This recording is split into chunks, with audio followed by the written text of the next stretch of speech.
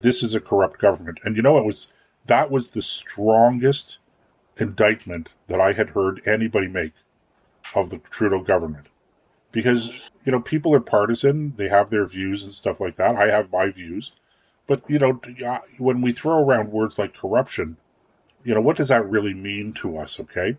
But here's a guy that's lived it, comes from a land that is in utter distress, a country that is on more or less, almost literally a failed state, largely because of the corruption and incompetence of its government. And here's a man that's lived in the thick of that. And he's coming and he's saying to me, he says, this guy's got to go because he's corrupt. It was a subtle, small aside in a larger conversation, but it was so powerful, the observation, because of this man's background. And because he's not a raving, he's not a, I'm a conservative stalwart or anything like that. No, he's just a guy. So yeah, But what's the most astonishing thing about this, Nick, is that with all of the baggage, with the SNC Lavalin and the Admiral Norman and with all of the things that have gone on, he could still win this election. That is, to me, that is terrifying.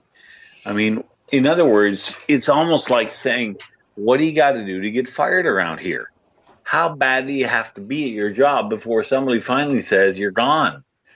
And I don't think, if you're right about the cynicism of the average Canadian voter, setting aside the Somali gentleman, who I think is absolutely right, I don't know that they've been able to answer that question yet, because, oh my God, if SNC, any one of those scandals, any one of them, whether it be SNC, Jody Wilson-Raybould, Vice Admiral Norman, you go down the list, it's as long as your arm, okay?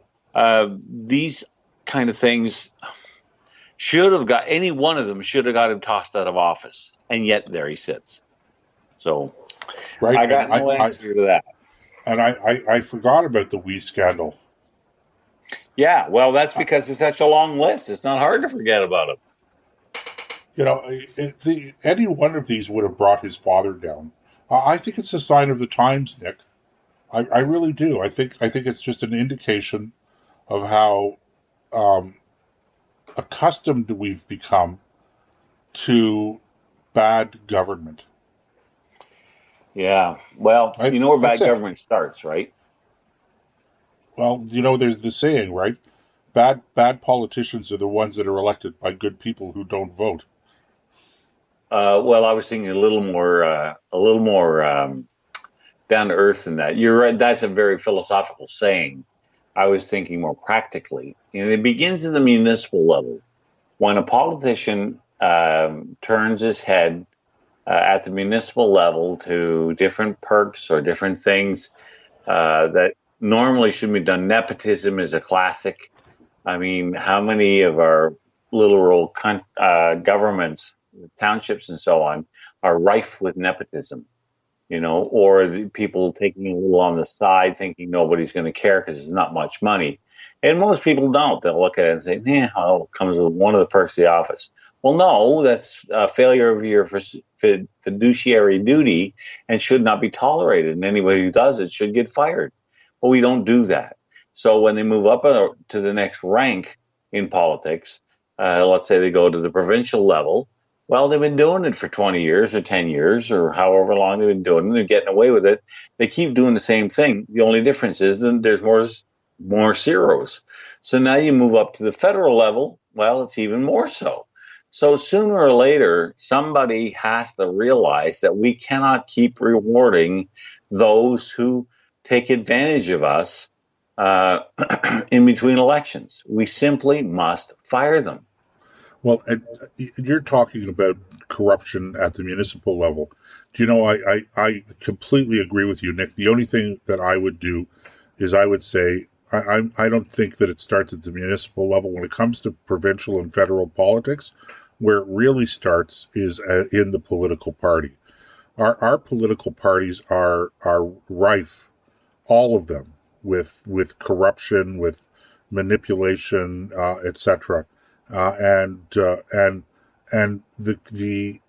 partisan atmosphere that we live in today, in particular, and maybe it was always this way. I don't really know, but certainly the partisan environment we live in today, basically, it forces you as an honest person involved in the political process, particularly in the party politics, to look the other way and to accept, sweeping some of these things under the rug, because you don't want to give your party and the people that you support electorally a black eye.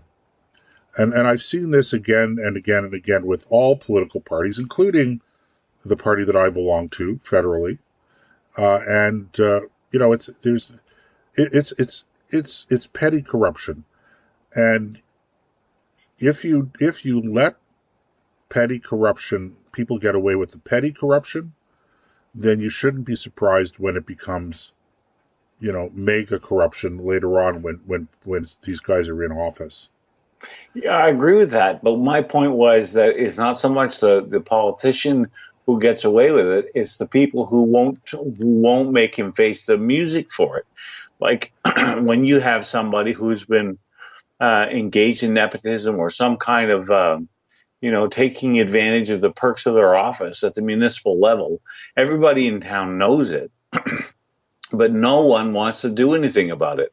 It's that old saying: we get the government we deserve. So it's not the politicians' fault, it's ours, because we don't chastise them when they do it. So if that continues there, even if somebody doesn't run for municipal politics, there's already a built-in attitude that a certain amount of corruption is okay. Well, sooner or later, that bar moves.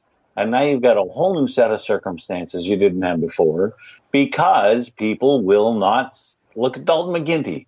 I will not raise your taxes, but I will not cut them either. What did he do? First thing he did was get rid of that law that stopped him from raising taxes, and then he raised taxes. He should have got fired at the next election just for that alone. That's the second thing he did. The first thing he did when he came into power was he repealed the tax credit for Jewish schools. Oh, okay. So it was the third thing he did when he raised taxes.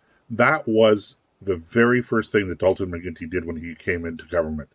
That was very first act that their government did, was to repeal the tax credit. Well, it was for denominational schools, but it was really Jewish schools that had negotiated that tax credit and suffered because of the fact that the Liberals were just so ideologically opposed to providing any kind of indirect financial support for Jewish education or secular education. Forget about Jewish education, secular education that was being provided by Jewish schools.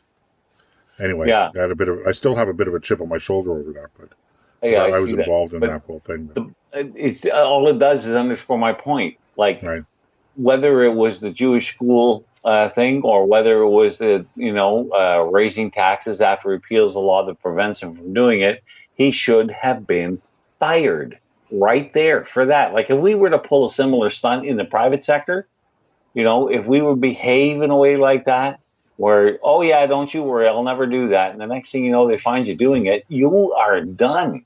You are gone. They will, even if they can't fire you, they will find a way to get rid of you, and that's the way it should be. Okay, we're going to go, Nick. Sorry to cut you off there, but we're running a bit over time, so we're going to have to go for our last break. So, ladies and gentlemen, stay tuned. We've got a lot more to cover in the last segment of tonight's show, and stuff that I think is going to drive you crazy as much as it drives us crazy. So you don't want to miss it. We'll be back in a few minutes here on the Nick and Joe Show on the Think Radio Broadcast Network.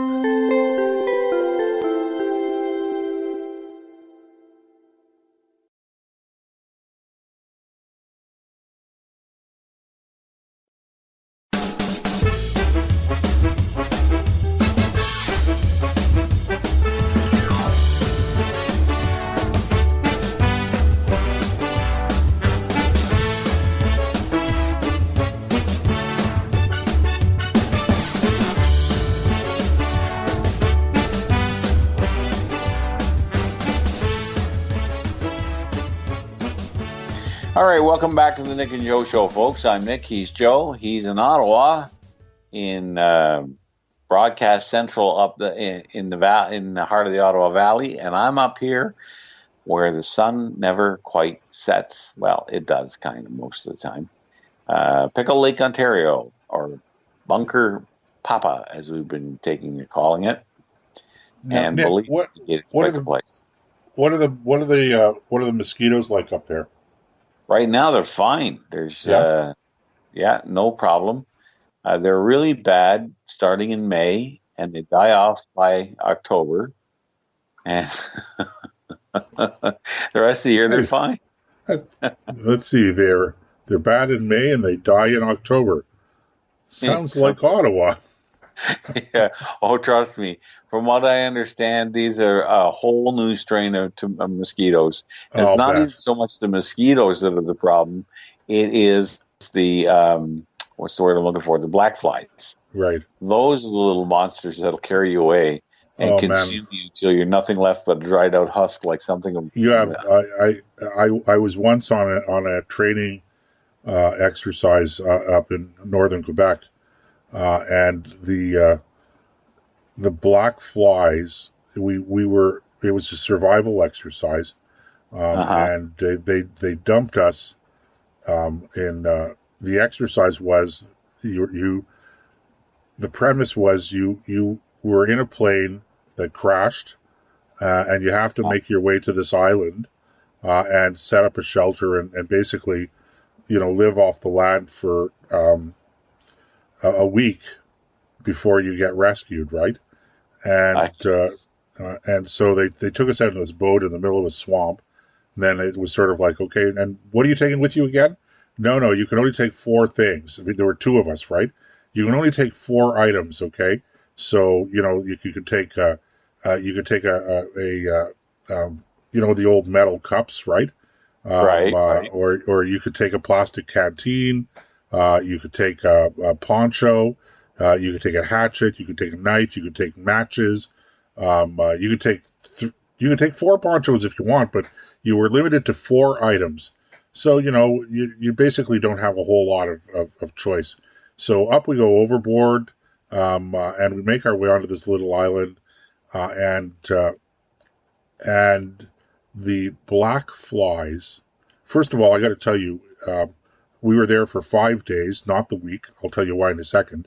And the black flies there. First of all, we never dried out from the original because it rained. It started raining on day 2 or the evening of day 1, and it never stopped raining. But it wasn't enough of a rain to drive the flies away. So it was just enough of rain to keep everything wet. So we couldn't get a fire going, and those black flies, man, they were so bad that you had to tie your shirt over your face just to be able to breathe without breathing in a mouthful of black flies. Lovely. And so we did the best we could in that, and they came around to do an inspection to make sure that nobody is actually dying on day 5. And they took one look at the 2 of us, me and my buddy, and they said, "That's it. You guys you're done." And they medevaced us down to Bagotville. Spent a week in the hospital in Bagotville, recovering from black fly bites. Oh, I'm serious. And the first time you look at yourself in the mirror, you go, "Oh my God, that's not me." Yes, it is. You're horrible. I am a monster. I am an it. And your first name is cousin. Yeah. So, but you know what? Here's a very interesting side benefit to it, at least from my perspective. Since I recovered from that, and it's years and years ago, Nick, but since I recovered from that, I do not get bothered by black fly bites or mosquito bites. They don't bother me. That's because they look at you and say, "No, we've been down that meal road before. We don't need to go there again."